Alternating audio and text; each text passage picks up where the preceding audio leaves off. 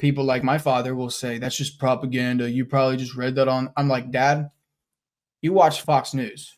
You are a part of the biggest propaganda machine.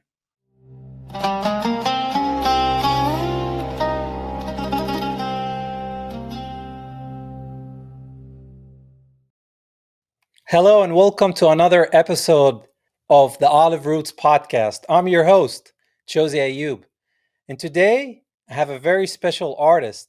This guy can spit rhymes. I've seen his work. He has an amazing voice and amazing lyrics. I mean, this guy is just something else. His name is Tristan Mallory, and he's also known as Prophet. Welcome, Tristan. How's it going? I'm doing good, man. How about yourself?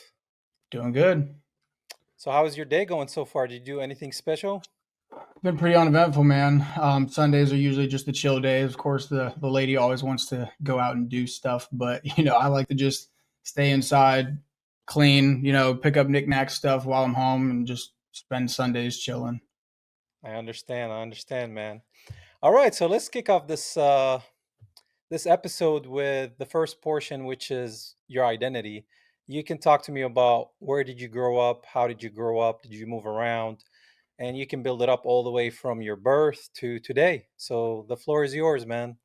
Okay. Yeah, I definitely got quite a track record on moving around a lot.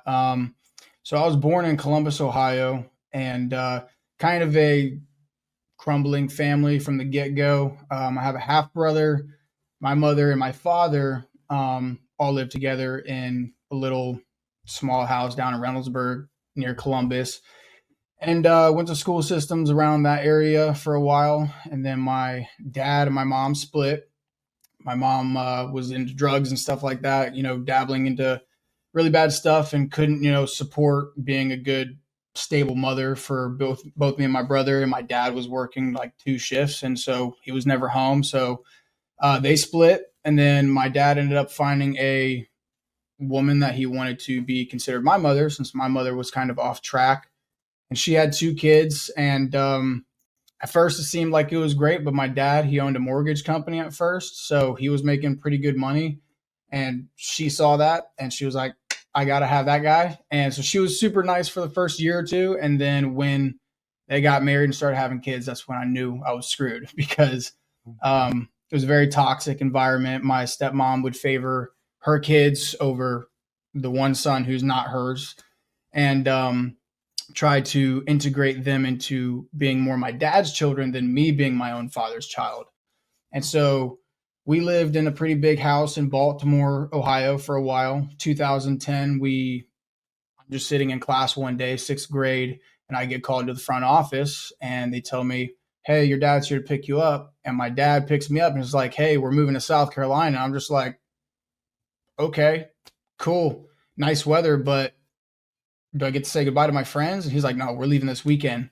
So moved to South Carolina, moved 11 times, like houses to apartments to houses to apartments, changing schools for about the course of 11 years.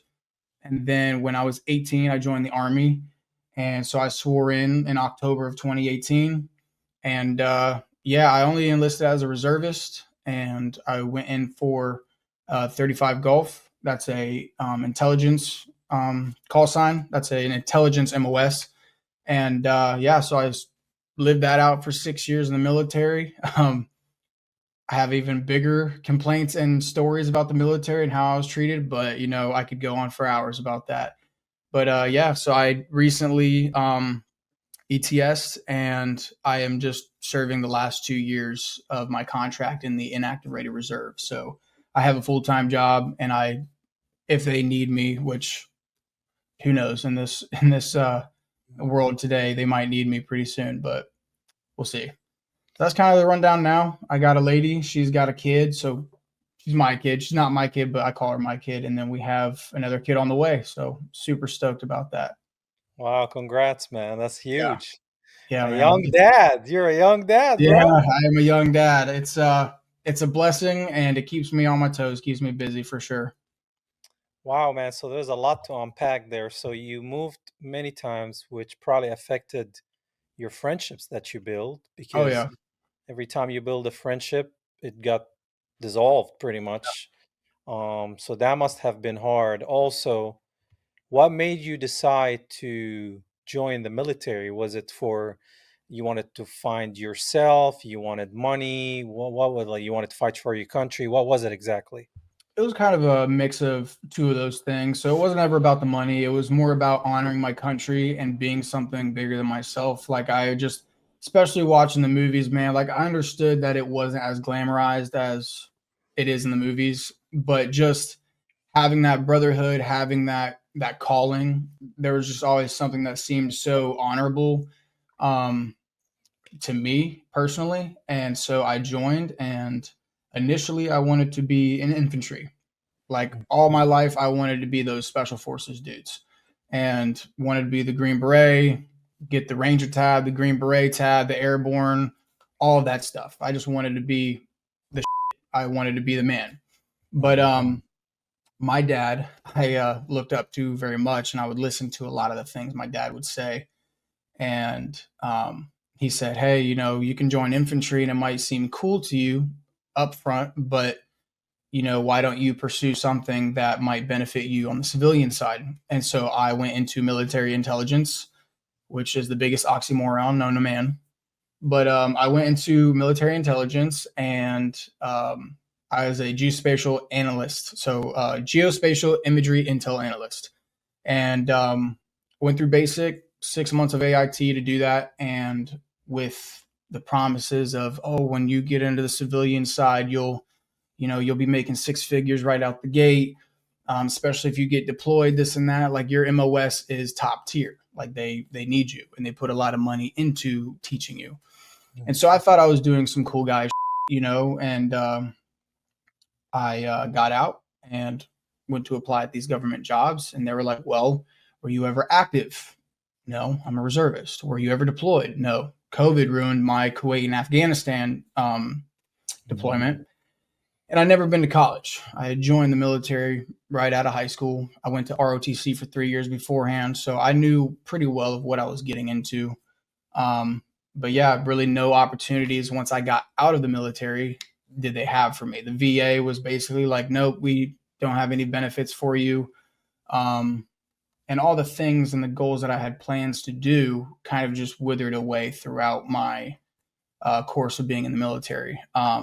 Airborne, I was promised when I joined, since I had 3 years of ROTC, that I would join as a E2 or E3, but the something got messed up with the transcripts, so I came in as a fuzzy E1, and so that was the first bad taste in my mouth. And then I got out of basic, went to AIT, and AIT was good. It felt like a college life. You were around a bunch of young dudes, young women, whatnot, and then I went to my unit, and my unit was very unorganized. I was at 18th Airborne in Fort Bragg, North Carolina, and it was needless to say that they do treat reservists much different than active duty, because they expect a reservist who only gets a fraction of the time, doing the work that you're doing compared to active. And so active will expect you to withhold the same standards as them when you have a fraction of the training, a fraction of the experience.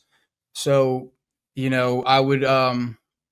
I would realize that I would get a lot of backlash from my superiors who were prior active duty. And me being a young reservist, not knowing what the hell I'm doing here, like tell me what to do, I'll do it.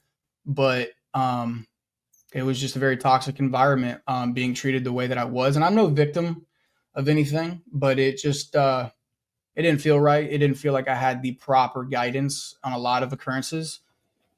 And so airborne got messed up because of COVID, and just doctors signing off saying that I'm ready to jump, I'm fit to jump. And then 2 days out, with the clinics being as packed as they were and impossible to get scheduled during the peak of COVID, my medical records get flagged saying that I have a stigmatism in my left eye.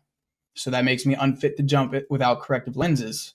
And so that's 2 days prior to buses rolling out for airborne school.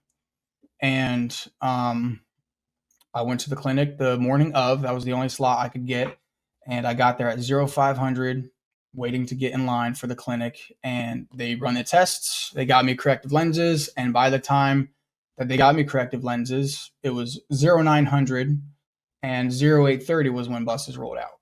And the whole entire time I'm getting out by my sergeant, one of the other dudes who put that sour taste in my mouth with my leadership in the military. So yeah, that was my last attempt with going airborne. And I said, screw this. I'm going to relocate to a different, I'm going to transfer to a different unit. And I went to Wright Pat Air Force Base in Ohio. And then I moved up to Ohio shortly after that because all my family lives here. So long story short, my military experience was not the greatest, but Wow. Sounds like you've been in the ringer, man.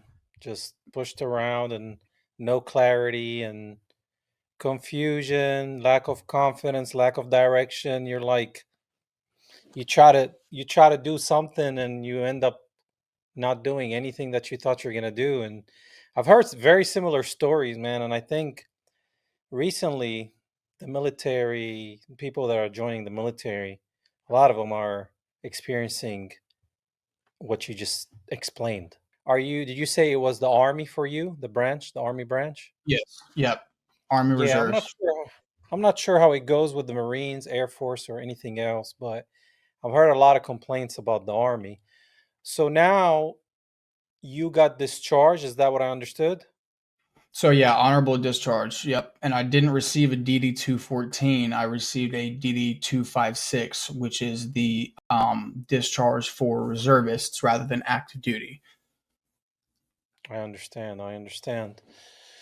Okay, so moving around a lot with the family, joining the army, thinking that you're gonna do something that doesn't happen, and then they're like, "Okay, you got a problem with your eye, you can't do what you want," and you're like, "Oh man, what am I gonna do?" And now you have a lady in your life, and you have a kid on the way, as I Yeah. understood. Yep. Okay, so that's a little bit about your story. Now you're in back in Ohio or you're in Yep. Carolina? Back in Ohio. Yes, sir. Okay. How is it growing in Ohio and how is Ohio nowadays? Cold as but it could be worse. But I don't know. A lot of people make fun of Ohio. You know, it's what a lot of people tend to use to beat up whenever it comes to stereotypes. Ohio's consistent with them, but I don't know. I mean, I was raised here, and so of course I developed a love for it from the inside. You know, versus the outside looking in. It's easy to see, oh, this place is just a bunch of cornfields and ran down buildings, but Ohio's always been beautiful to me. You get all four seasons, and I mean, obviously the weather for me, I like warmer weather, but again, like all my family's here, and for 10 or 11 years, I missed out on everything regarding family.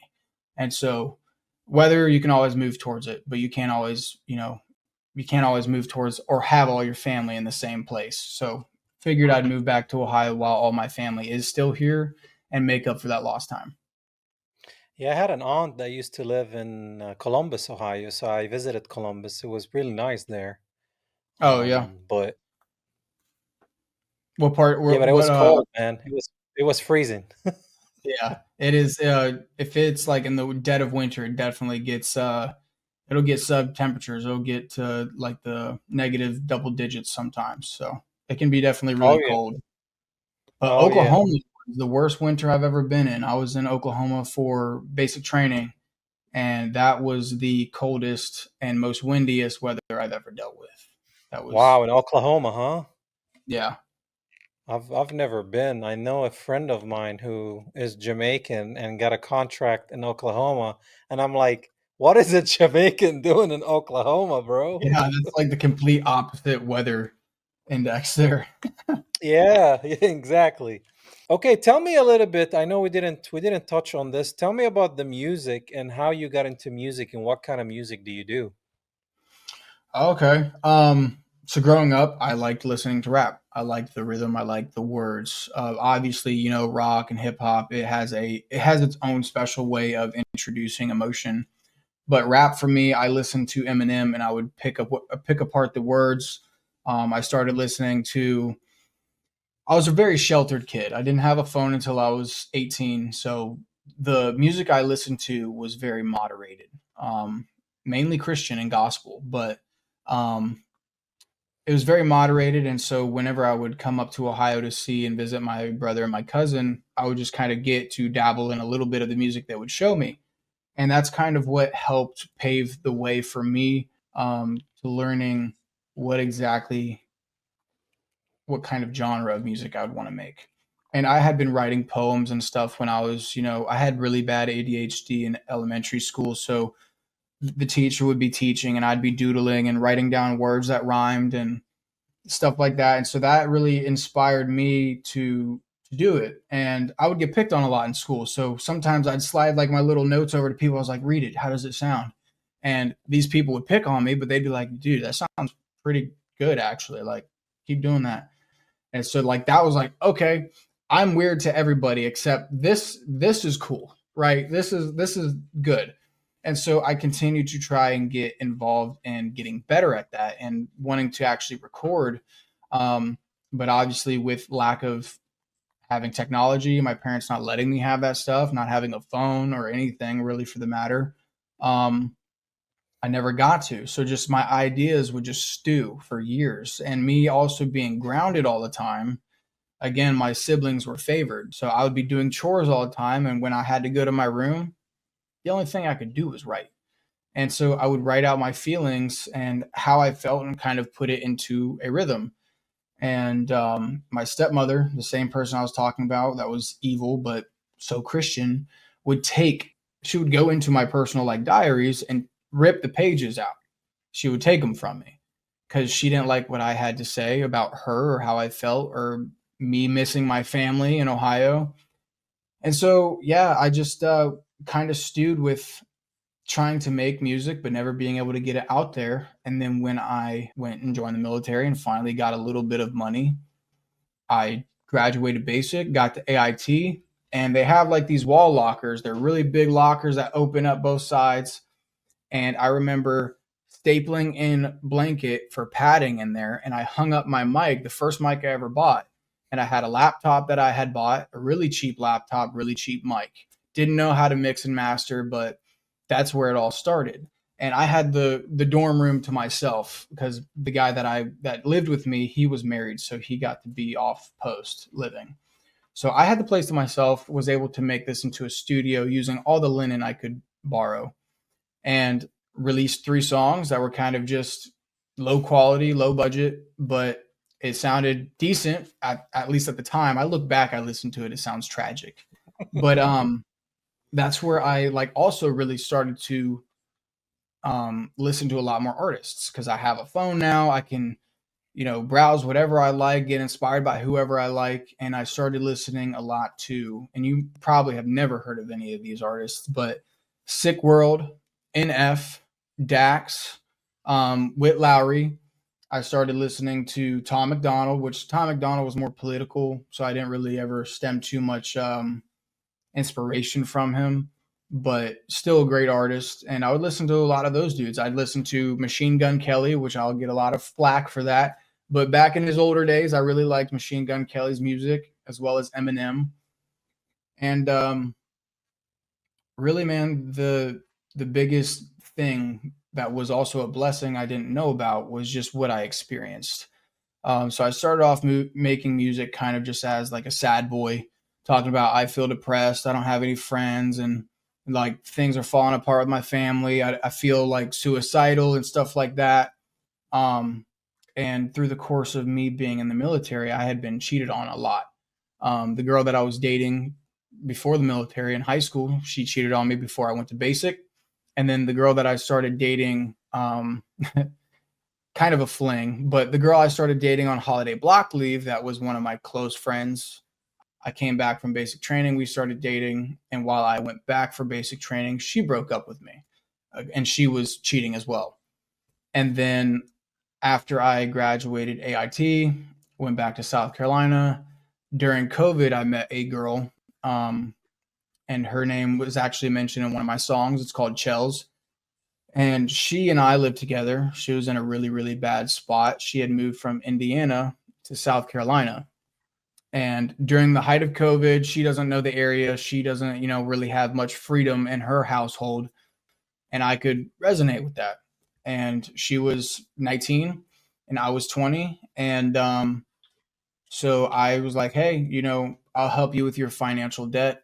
I'll help you, we'll get into a place together to where you can have some freedom. I bought her a car. We got a dog, we got a cat together, and things just felt, surreal. Like it felt like I was actually a grown up getting my stuff together. Like I'm in a relationship with a girl that I really like. And I fell a little quick, but throughout the first couple months, everything was great. And then I started picking up that she still had ties with her ex, and she was still secretly talking to her ex on the side. And then I remember going through one of the worst times of anxiety when I would go to drill, because I would get this feeling that there was another person back at our apartment while we were gone, or while I was gone. And that all came to fruition 9 months into the relationship. And so it's a month out from Christmas, and I go to look at her phone, and I see that she had people over at our apartment in my bed that I bought. Um, in our apartment that I also was paying the rent for. I wasn't having her pay rent so she could build up her savings. And so I discovered that I was going to drill and making money and doing these things to benefit us, but she was still talking, sending nude pictures to her ex, still having dudes that she worked with at this restaurant come over to, I think it was just one guy, but this was never disclosed to me. And she had a really close friend named Amber that she went to that exact job with, and she was a waitress, and she knew about all this. And I was close with Amber, and we would talk and stuff, and she would just sit there having conversations to my face, knowing that my woman is doing stuff with other guys. And so I found all this out, and I hit the breaking point. My dad and my stepmom were divorcing, so I was happy about that. I knew my dad was going to go back up to Ohio because we were in South Carolina. And so I was like, me and her, we're going to separate. I'm not going to stay in this. And so I bought a U-Haul that day, and I told her that I was going to be packed up and moved by tonight. And she went to work. She doubted me. And by the time she got back from work, I had everything loaded up in the U-Haul ready to go. And so I said goodbye and took that 10-hour trip from South Carolina up to Ohio. And it was Christmas Eve. It was Christmas Eve, and I thought her and I were going to spend it together. But I hit that breaking point that night and came back home to see my family. And 5 days had passed. I'm thinking, like, did I make the right decision? Should I go back? Like, should I try to make things right? Like, and then I found out that she had already started messing with other men 5 days later.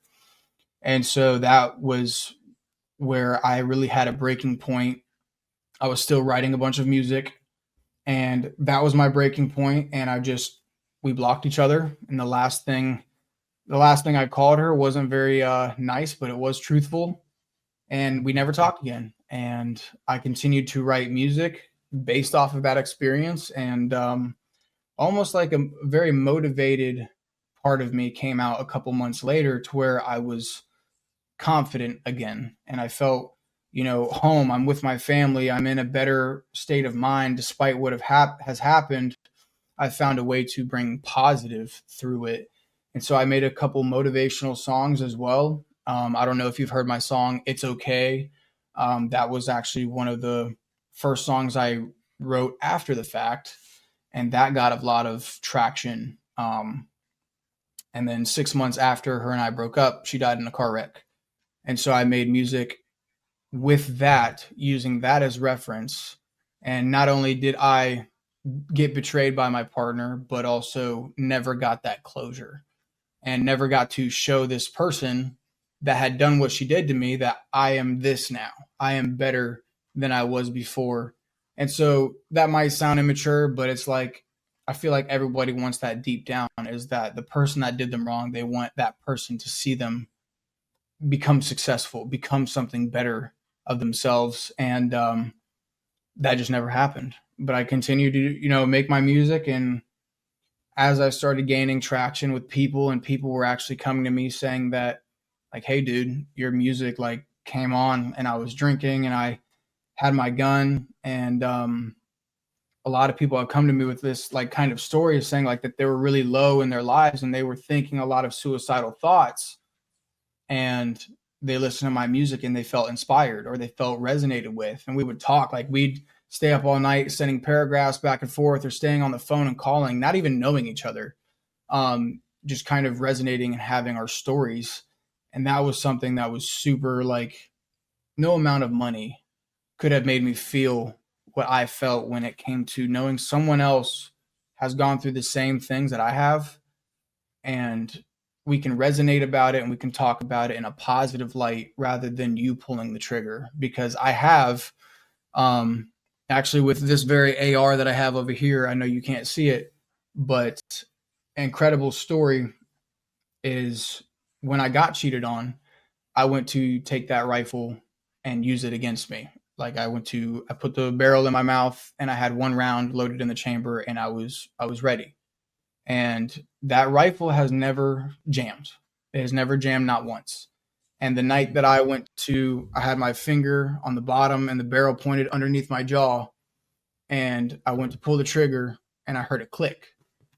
And I went to go look and I was like, did I even load this right? And I opened it up and it came out the ejection chamber and the round had a little dent on the primer. Oh, So it smacked the back of the primer, but it didn't go off. And 2 months later, after that attempt, my rifle got stolen from me. My house got broken into, and the only thing that got stolen was my rifle. wow. And so for 8 months, I didn't have my rifle.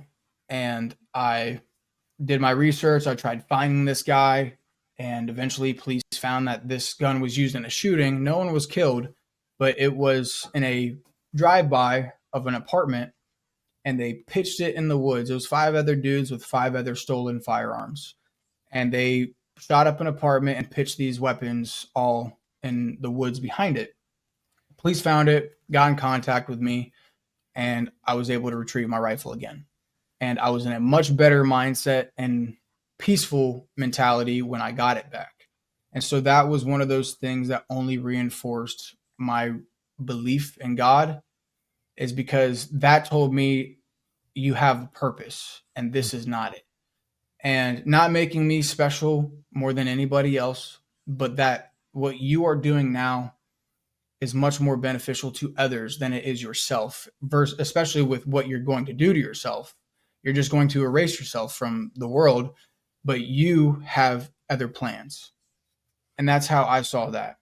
And that's how I just I was like, yep, I have to make music. Like this is what I have to do. Wow. And God is not done with you, man. What a story. yeah, it's a long one, but it's definitely something that is going to have whenever I'm at my lowest in my life. That's a story that always comes up, is, that reminds me that I have more work to do, and it inspires me all the time. I keep that round in my the sunglasses compartment in my car. I keep that round with the dented primer in my car. Wow, man. Thanks for sharing that story. That was very vulnerable out of you, man, because Yeah, absolutely. a lot of people don't want to share something like that, and they're just scared to be judged, or people might think they're something that they're not, man. So thanks for being open, man, and sharing such a story with us, because that's why I do this show, man. I just like people to tell stories and experiences, and see how broken we all are, man, and how we all need a Yeah, savior.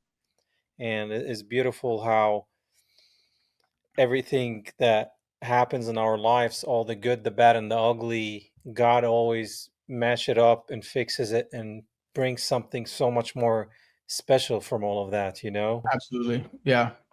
So that's awesome. Where can people find your music at? So I'm on Spotify, I'm on Apple Music, I'm pretty much on all platforms. There's a lot of them that I don't even know the names of. I have a lot of my songs on SoundCloud, I'm on YouTube. Um, it is under Young Prophet, Young Prophet, Prophet, but I intend to change it from just prophet. Um, but the only thing about Young Prophet is there's so many different artists that use the same name, same spelling. They don't have the same level of an audience, but it's just I want to make it official, not put the young in it because I was young when I put that name, and Mm. I just want it to be prophet like this. And I don't want to appear as a false prophet, but again, with it kind of aligns with the stuff that I want to talk about. I got you. Okay. I mean, the young becomes older and wiser, man. So that's Becomes awesome. older, yeah. It's no longer talking about like the I'm sad and my girlfriend broke up with me, stuff like that. It's like, okay, it's time to wake up. Yeah, it's time to wake up, man. God, Yep. God has shaken your life, man. So I'm glad that you took the message. All right. So the next portion of this episode, I would like you to talk about your faith journey. Were you raised in a specific faith? Was your family practicing that? Are you practicing a faith? And where are you in that conversation today? Okay. Yeah, so I've always, been raised up as Christian, and the way I've always viewed Christians, the good ones, there are bad ones. And I'll get on to that in a second, but just being raised around that environment, it always just did something. Like when I went to church, it always, especially me being a young kid and having a separated family, a stepmother with stepkids, and it was just a very toxic environment. Church felt like almost like a place of having hope. Like I felt good. Like this felt like a community when my life at home is in shambles and I feel like an outcast within my own father. Like my own father, I felt like an outcast with, and that he was prioritizing relationships more with her kids. Being at church, it just had to be there. Like being there is what felt good, and getting out of church. And the thing that sucked the most was snap back to reality, being back at home. But I've always been very close to God, except for a couple times, I've fallen off with, whether it be just the young mentality, like, oh, if there's a God, then why didn't you listen to what I say? Why didn't you listen to what I asked for? Why didn't you let me keep that girlfriend? Why did she cheat or something like that? And not understanding the true foundation of what it is to be a Christian. But my stepmother was a claimed to be a diehard Christian, but she would pound that into your head like if you think lustfully or you say bad words, you're going to hell. If you lie, you're going to hell. And she's one of those Christians that a lot of people can't stand. Um, Not because of her belief, but because of how she portrays it. She portrays it in such a derogatory way that could turn anyone off. It almost makes you feel like Christianity is mainly just judgment, which in the Bible it says, thou shalt not judge, yet the Lord should be the only one who judges. You should not judge. And she would do all of that. She would judge people, how they looked, how overweight they were. She would judge you for what you're wearing. And so that was about the time where it became pretty hard to love this religion when all it felt like was judgment.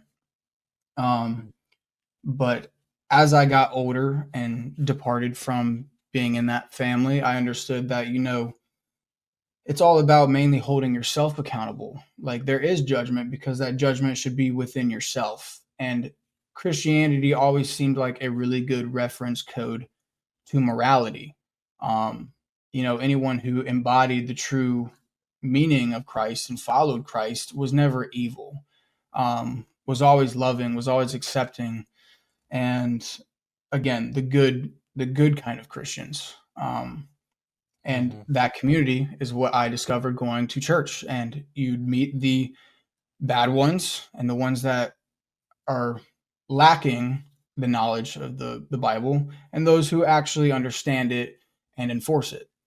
um, but as I've gotten older, I haven't been going to church, which I'm guilty of, but I've also understood that just because a pastor speaks of something doesn't mean it's always right, because he could have his own perception of the word and be the same as my stepmother would have been.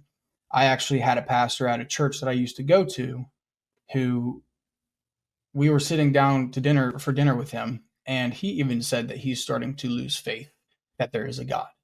And he continued to be a pastor at that same church for 3 more years. And Wow. so it was just like, if you're this struggling in your faith, then why are you trying to praise or speak the word to people who are trying to find God or trying to maintain a relationship with God, especially in times where hope is so meager that you're sitting here preaching the word, but you don't even have faith yourself.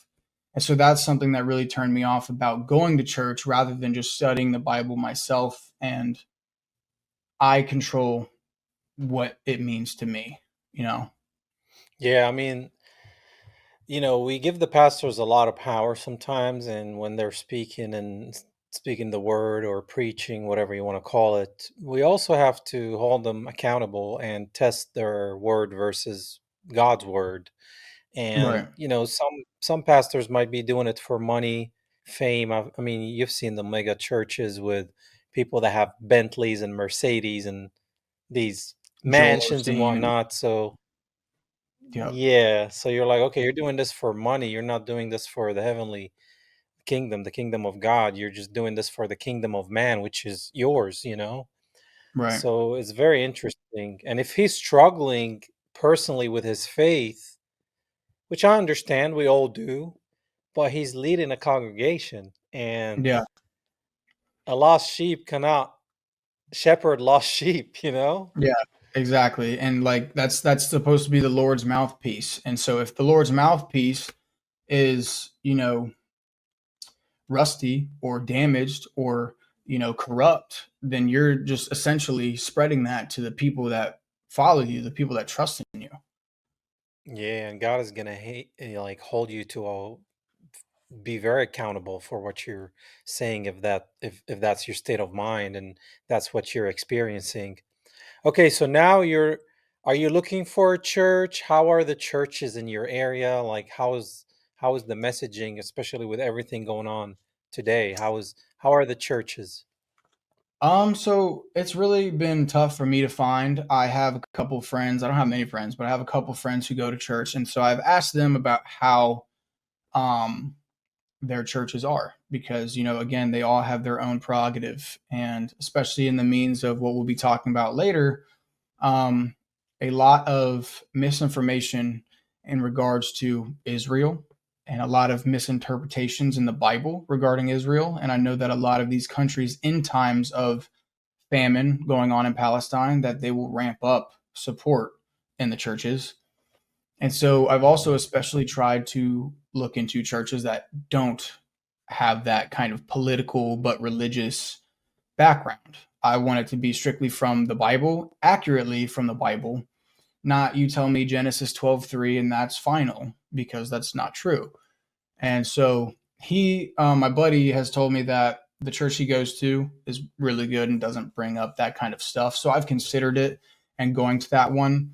Again, it's just, for me, I'm trying to also get my woman into religion. She's always been skeptical about it, and the people that she has been around that had faith were just like my stepmother, who would pound that into you and make you feel like you're a terrible person. And so I'm trying to introduce her into that faith without it being something that's too overwhelming or too questionable to her, because it's very sensitive when it comes to getting someone into the faith. And actually, something that really inspired me about that is I'm the one who does read here and there, and I'm the one who tries every day to follow Christ. Obviously, I'm not perfect, but when Charlie Kirk was shot, and him being as religious as he is, the day that my woman saw that, she said, "I think I want to start going to church." And that Wow. was something that meant a lot to me. And so now it's just trying to subtly bring that into her life without it being something that pushes her away, because it only takes one thing to be said in church that could easily turn someone off. Like, especially when you go to some churches, I forget what denomination it may be, but if she were to go into a church and the pastor says, if you're a woman, you must submit to your husband at any given time, she hears that, she'll probably be like, I don't. like this. I don't Mm. agree with that. And then she's now turned off from the religion itself. So it's all about just trying to fine tune it into making it a good transition into that faith for her.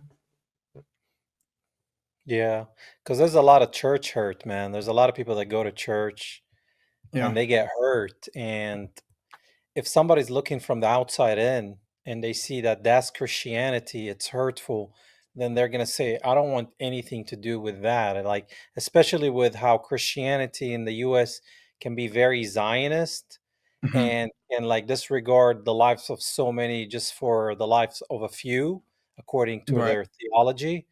If I was not a Christian and I'm looking at these so-called Christians supporting a genocide in Gaza, I'm like, is that what their God is telling them to do? Like, Really.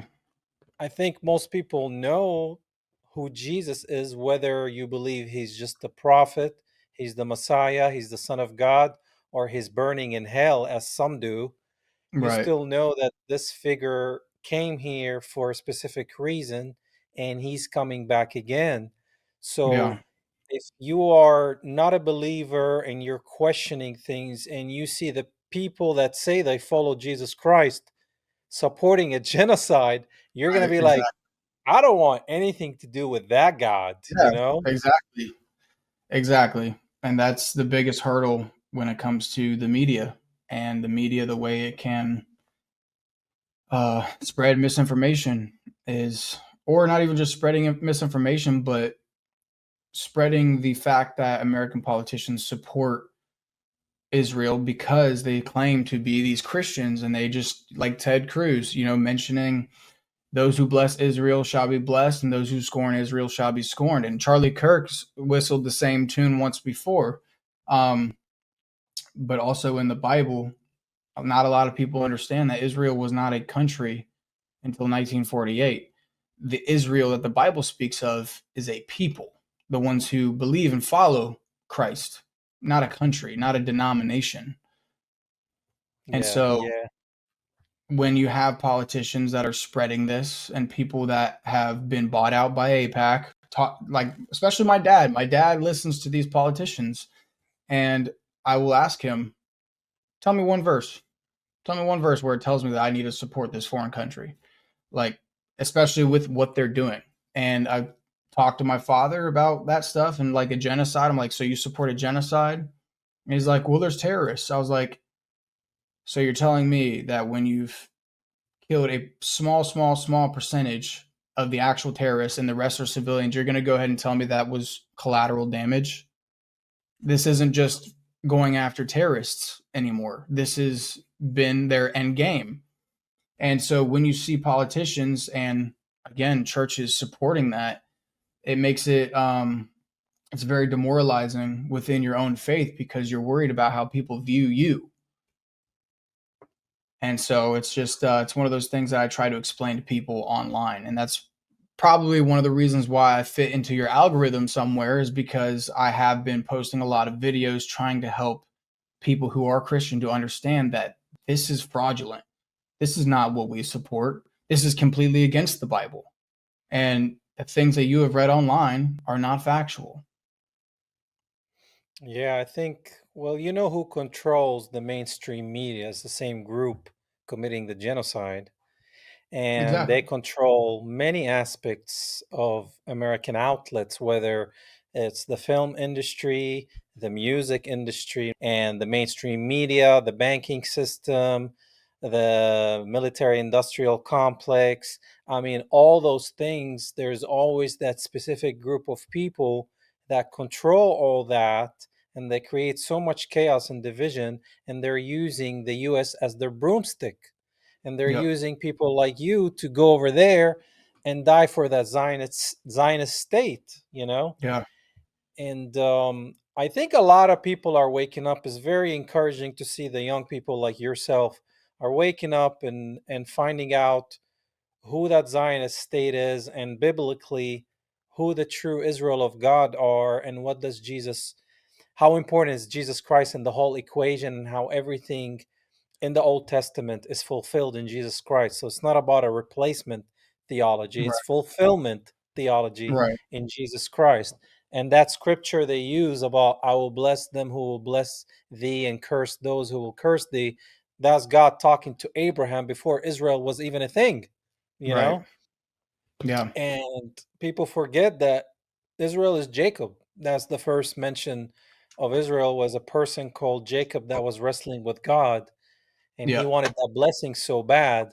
So then he called him Israel, and from him became the 12 tribes of Israel. So it's always about people that are believing in God and following his commandments. And as soon as they veered off, worshiped something else, or blasphemed, or did whatever they did, God, cursed them, Yeah. and there's so many times that's before even the word Jew exists, because the word Jew came in Kings in the Bible, and all it meant is Judean, somebody from Judea. Right. And those people, some of them believed in Jesus Christ, became Christians, and some of them didn't believe, and they're still remaining Jews, and they're antichrist. So it's Right. interesting that you have this collaboration of Judeo-Christian that is an oxymoron, because one believes that Jesus Christ is the Messiah, Jesus Christ is the Son of God, and Jesus Christ is God in the flesh, and the Right. other side believe that Jesus is a bastard, he's an idolater, he learned magic in Egypt, and he's burning in hell in feces right now. Yeah. I don't know how you can build an alliance with that group of people when, in all honesty, if you want to look at the other side of the coin, Muslims believe that Jesus is the Messiah. They believe he's a Yeah. good prophet, and they believe he's coming back. Okay, they don't believe he's the Son of God. They don't believe in his deity, but that's more respect than the other group. Right. Yeah. At least they don't think that my God is boiling in human excrement in hell. Or Exactly. that or that it's okay to do things with a 3-year-old as long as you have right of exit or return to Israel, it's fine. All sins wiped. Um, and that's another thing in, American history is the school systems. You just like they control the media, they control the textbooks. And you look at like McGraw-Hill textbooks, who owns those? And that's the main books that I read back in elementary, middle school, high school, and even the news, especially when you have a father like mine who has Fox News on in the morning at 6 a.m. every morning. It's when you're getting such a propaganda machine throwing it at you that the Muslims did 9/11, they did that, they did this, using it as a scapegoat. They want you dead. They want you dead. They want to come, rape your children and kill your wives and this and that. And it's like, I don't doubt it to a short extent of the radical Islamists because I've seen it for myself. But that doesn't mean that all Muslims are this way. Just like bad Christians doesn't mean that they're all bad. And I mean, not even all Jewish religion, Jews in Israel are bad. There's a lot of them that do not have support for the genocide of Gaza. Um, so I mean, you cannot ever say that one group is just collectively evil. But I'd say that the majority of anyone who is a Zionist does have um, evil Tendencies, plans. Yeah, beliefs. tendencies. I don't know why I failed to understand what I was trying to say there, but yeah, just evil tendencies. And so when you have that propaganda machine run by them, it's easy to get them to point the finger and blame someone else. And it completely deviates their attention from them to someone else because that fits the bill. Oh, you put out this video that they want to kill all Americans. Well, I don't blame them because we went into their country and kicked doors in for weapons of mass destruction that weren't there and did a lot of things for the agenda of Israel with Israeli intelligence. Um, and, a lot of the speculations about 9/11, not a lot of people can wrap their heads around the whole thing with 9/11. The last time I checked, it wasn't dancing Muslims there celebrating the fall of the towers or documenting the atrocity. It was Israelis that had links to Mossad, and they got escape and right of return to Israel to be charged and they're sipping margaritas in Tel Aviv right now. So I mean, whenever you put those things together and you realize that they can divide people so easily, whether it be black and white, man versus woman. You can see this weaponized against us in these days because you see a lot of feminists saying that being a masculine man is evil and it's toxic, or, you know, a woman having more than two bodies is a whore and you should not, accept them into your life, which has some kind of solid stance, but the world we live in. But again, that's judging, and we're not all perfect. But when you use all of this to divide people, again, whites and blacks, they're always going to have something they disagree with. Muslims and Christians are always going to have something they disagree with. But Zionists and intelligence within that community knows where to turn that key. And they know exactly how to target you and hit it to where it gets you thinking and it gets you hateful. And that is why I have tried to distance myself from social media with all of that division, because I even started to fall victim, and I'd never use the word victim, but I was falling victim to believing in that. Starting to see the black community in a certain way, starting to see this in a certain way. And I started realizing once I went down this rabbit hole that, wow, like the truth really can be contorted in such a fashion that it becomes reality. And so that is why I have gone down this rabbit hole, is because of the fact that once you see it, you can't unsee it. Just with the Yeah, Charlie Kirk, like they use the Charlie Kirk thing as an opportunity to divide the left and the right. And furthermore, because my father will talk about, oh, he, was with the trans girl. And I was like, that's the only part that you care about. You don't care about this whole entire investigation is completely botched. Like, none of it makes sense. yeah. And Nothing made sense with the whole incident of Charlie Kirk, from how people ran into where he just got shot and took him, how there's so many people doing weird stuff around him, how mhm, the shooter was found, he jumped, he put the gun back together, took it off, put it back, and there's professionals that have been in the military telling you how long and how hard it would take to make it come apart and put it break it back down. together. And then they say, oh, this gun, you can't, this rifle, you can't even find it anymore, it's from World War I or World War Yeah, II.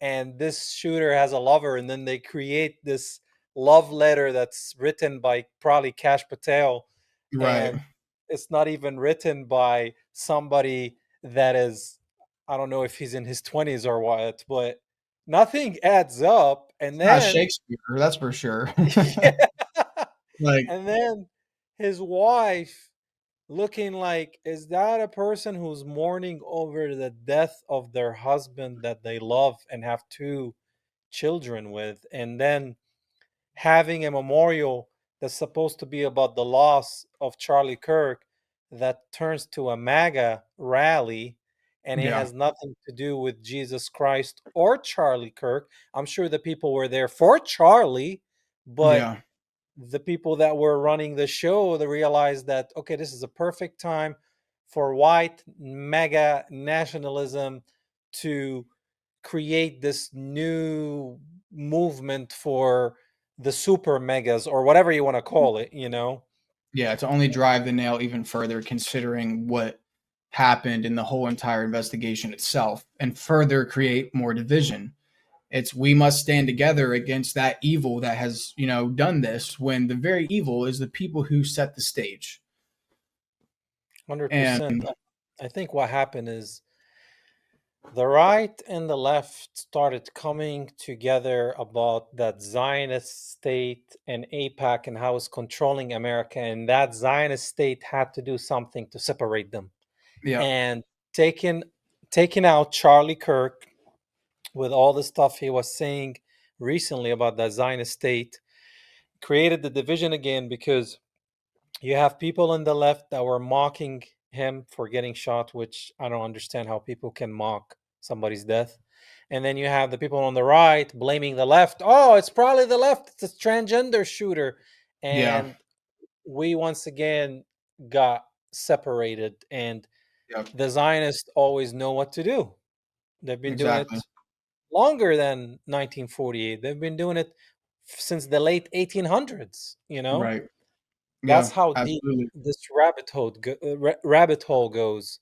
But I definitely encourage you to find a good church, a nice Yeah. community, man, to learn about the Word of God, a church that is all about Christ, not about Zionism or a pot of Yeah. land or a group of people, because Jesus died for everyone, man. Right. And there's so much more to learn in the Bible that can help you with your life, especially as you grow older and wiser. Yeah. So even if you just watch one religiously every Sunday on YouTube, there's a lot of different churches that do a live online sermon. So if you can't find one close by, you can always watch one online. I go to a church nearby, it's called New Vision, Okay. and it's a small church. I don't like mega churches, and it's pretty diverse. The pastor is awesome. He's all about Jesus. It's non-denominational, and there's no Zionism in that church. So Okay. yeah, it's a beautiful church. They have a sermon online. You can watch it online. I can send it to you, and if you want to watch it, it's every Sunday from 10 to 12. Usually, we're there. Starts with Okay. worship music, and then the pastor gets on the pulpit and preach the gospel, man. So it's wonderful. It's great people, and they're very humble and meek. Okay. But Yeah. I definitely take yep. that. So how did you wake up with everything when it comes to Zionism? What was the turning point? So honestly, it kind of came about with the people that I worked with. One of the gentlemen that I worked with, he was very knowledgeable on the matter, and I would just come to work and I'd be like, "Oh, you just hate the Jews, dude. Like, I don't care to hear about this." Like, and then I started kind of doing my own research. And when I did my own research, it was almost like a veil was lifted with knowledge. But however the saying goes is the most knowledgeable people are the most depressed or saddest because they know so much and how your world is. And so when you lift that veil of thinking that your government cares about you, your government's controlled by your government and your government only, and they want the best for you, and the medical institutes and the schooling systems and all that, they want what's best for you.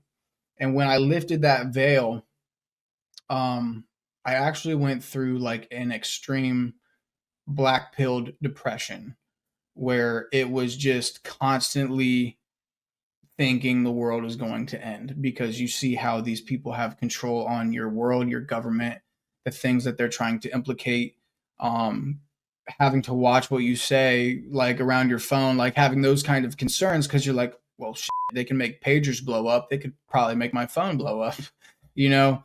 But that's kind of how it was. It was a slow but sure and steady thing that once I started looking up and knowing where to look these things up, it wasn't right there in front of you. It was something that you had to dig for. And so if you had to dig for it, then obviously someone who put it there didn't want you to find it. And so when I knew where to look and I knew what to read, then that's when everything kind of started making sense. And I've seen it around um on like memes and stuff, but it says like every Steen Singleberg Timowitz every single time, but it's got a Jewish last name on it. And that made sense because like I looked up the stuff about 9/11 and how Larry Silverstein, he took out this massive like terrorist insurance policy like a month or so before the towers went down, and he would have breakfast in the break room or whatever, the breakfast in the restaurant or cafe in that building every single morning. And then just for some reason, a lot of Jewish members that worked in the World Trade Center weren't there that day, called out sick and just weren't there. And people like my father will say, that's just propaganda. You probably just read that on. I'm like, Dad, you watch Fox News. You are a part of the biggest propaganda machine. And that goes Mhm. for CNN, MSNBC, all of it. And I was like, Dad, propaganda isn't the that you have to dig for. Propaganda is what's put right in front of your face. And same with the dancing Israelis, stuff like that, and the USS Liberty, the shooting of JFK, the magic bullet, and now we have another magic bullet for some Yeah. reason going on with Charlie Kirk, and it's like I get enraged. That's another thing with the veil being lifted is I find myself getting enraged watching a bunch of people just blindly taking what the government and what the FBI tells them, and they just, yep, that's what happened. Well, they said that's what happened, so that must be it. Like, that's, what else do you think? Are you a conspiracy theorist? I was like, so is being a conspiracy theorist now just thinking logically? Because have you ever shot someone with a 30-06? It doesn't turn out like that. I'll tell you. Yeah, I mean, it's interesting that as soon as you become a critical thinker and question everything, they call you a conspiracy theorist, which is a term created by the CIA to label you as you're nuts, you're To crazy make a for mockery. even. Yeah, exactly. It's like you can't even question the system. And I'm like, question everything. Question the government, question your neighbor, question your pastor, question Yeah, everything. The mainstream media is run by the same group of people yeah, and is divide and conquer. And people will be like, oh, I watch CNN, I'm liberal. Or I watch Fox News, I'm conservative. I'm like, you're both are idiots and you're watching the same thing. yeah. You Yeah. guys are both playing the active role that they want you to, and Yeah. like that's my biggest thing with my father is I told him, I was like, you need to just stay off the news, do your own research. But people like him, I've realized, are so abundant to where they're not willing to go look. They are fine with being comfortable in this little world that makes it think that their president wants what's best for them, that their government wants what's best for them. And so, like, me and my father actually got in a pretty heated fight about it. And it was mainly on his course that he was upset because I could tell that he was so unsettled by my theories. And that's like where the tipping point can be, is it should unsettle you. And only when you are willing to be unsettled can you break away from this veil that has been put in front of your face. Yeah. Yeah. I mean, the older generation, they're so brainwashed when it comes to that topic and the government and how the president wouldn't lie, or why would the news lie to you, right? Yeah. So to me, that's a hard job to unbrainwash those people, because is there's almost no hope with those kind of people. Yeah. Sad to say, but I feel like the tide is turning. What do you think? I think the tide is turning. I think that a lot of people are waking up to it and um starting to kind of put the pieces together and understanding why Charlie Kirk might have been taken out, because the boomers will eventually die. They will die out, and that is where Israel's main support is derived from, because they have been so brainwashed through this propaganda machine for the last 60 or 70 years. And with the younger generation coming up and watching influencers like Charlie Kirk or seeing Tucker Carlson, Candace Owens, people like that are kind of being that frontier to waking up and questioning the system. And then you see Charlie Kirk get taken out and you question why he might have been taken out, because you started to see his views shift towards the end. And Israel knows that if the main guy who has a grip hold on these young conservative men being told to be pro Israel, support Israel, send 3.8 billion more to Israel every year, whatever. They understood that as soon as that starts to shift, then that's dangerous. That's a weapon now. And so they had to take him out. And that's just my conspiracy, allegedly happened, but that's what I'd be willing to bet my money on. And some things just make too much sense. But I do think that the youth is starting to wake up, and I think them taking Charlie Kirk out, allegedly, is only going to strengthen people's belief that that is the reason why. is because, like, once you understand why he might have been taken out, that's only going to reinforce people's questioning.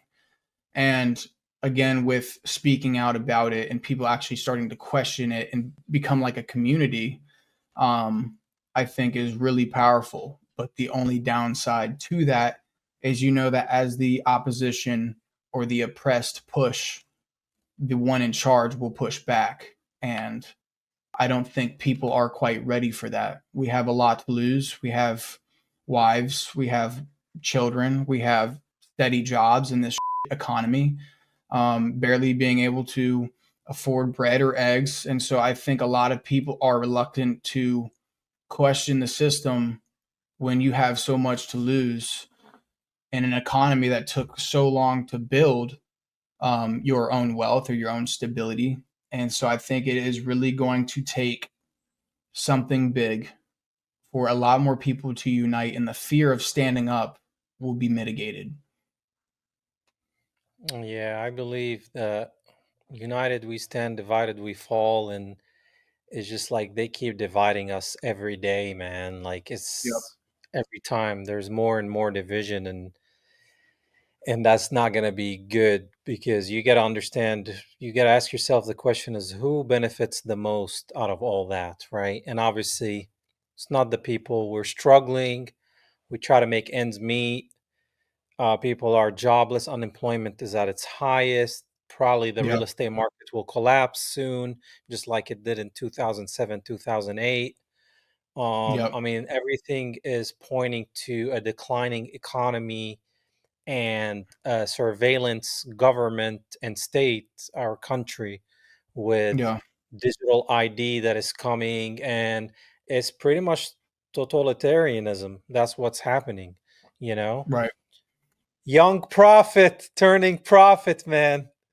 Yeah. I wanna thank you for Yes. joining us today, man. You shared a lot of stuff, so that's gonna be beautiful. Hopefully the internet is not choppy when I edit this, but it was awesome, man, talking to you, getting to know you more, and having you on the show, man. We'll probably do another episode where we'll probably dive deeper into Zionism, and Yeah. then some World War I, World War II stories, and the fake versus the truth, and all the other good stuff. But thank you for joining me today, man. I really appreciate it. Yeah, absolutely, man. It was a good time. Definitely All enjoyed right. talking about all this stuff. Yes, sir, man. God bless you. Peace and love, man. God bless. You have a good one, man. You too, brother. All right, guys. You heard it. Young prophet. Soon will be prophet. Check out his music. I'll put it in the description below. Until then, enjoy the rest of the day. And I see you on the next one. Peace and love.